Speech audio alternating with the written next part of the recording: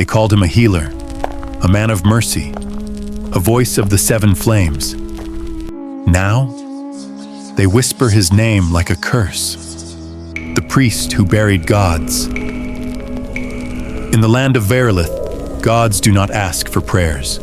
They demand them. 7 flames, each one bound to an emotion, each one worshipped through fear and ritual.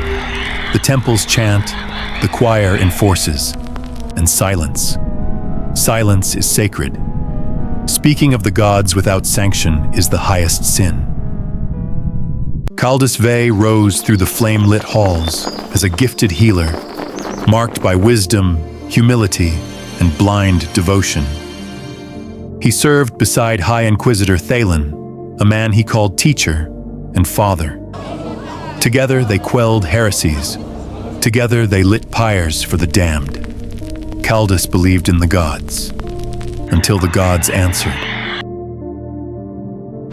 Beneath the Ashcrypts, buried under blood-sealed stone, Caldus found it, a scroll inscribed with a name never spoken. The first flame, a god erased from every record, one whose fire was never meant to die. He brought the scroll to Thalen, not as a heretic, but as a disciple.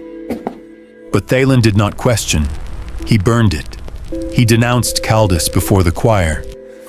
And in the holy tribunal, Caldus was silenced, not with mercy, but with flame. "You were meant to be more than a vessel," Thalen said, "but even vessels must break." But as the flames rose, Caldus did not beg. He spoke, not in protest, not in prayer, but in the ember tongue, the lost voice of the first flame. The temple cracked, the choir screamed, and when the fire cleared, Caldus stood alone. Now he walks the ashlands, the heretic ember, voice of unmaking. The black choir hunts him across the ruined shrines, but some say he isn't running.